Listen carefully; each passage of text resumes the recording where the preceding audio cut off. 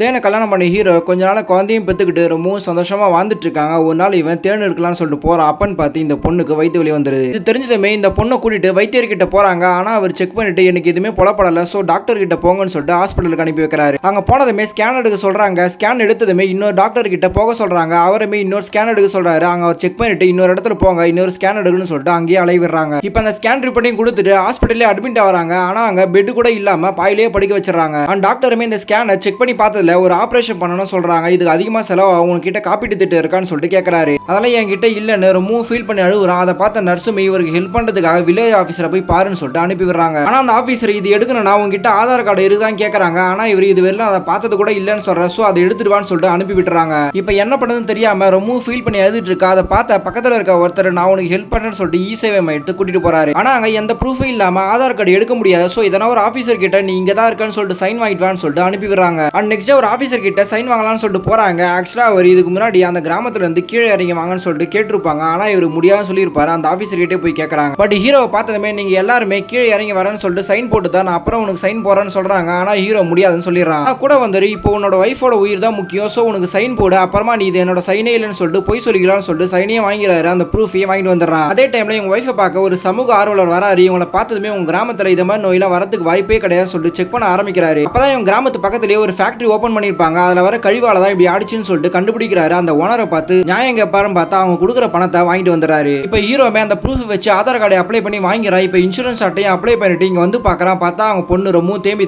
அழுதுட்டு இருக்கா. இவனை என்னாச்சு எதுக்கு அழுகுறன்னு சொல்லிட்டு கேட்கறான். அப்பதான் அம்மா இறந்துட்டாங்கன்னு சொல்றான். அதை பார்த்ததுமே இவனுமே தேம்பி அழுக ஆரம்பிச்சிடறான். இப்போ வைஃபை இங்க இருந்து எடுத்துட்டு போவ ஆம்புலன்ஸ் கிட்ட கேட்கறான். ஆனா அவங்க யார்கிட்ட கேட்கணும்னு சொல்லிட்டு திரும்பவும் அலைவிடுறாங்க. ஆனா இவன் வேற வழி இல்லாம இவனே ஒரு பெட்ஷீட்ல கட்டி தூக்கிட்டு போயிடுறான். இது ரோட்ல பார்த்தவங்களுமே வீடியோ எடுத்து போறாங்க. நியூஸ்லயும் பரபரப்பா பேச ஆரம்பிக்கிறாங்க. ஆனா பேசுறாங்களே கண்டி கடைசி வரைக்கும் வாழ்வாதாரத்தை மாத்திர மாதிரியே தெரியல.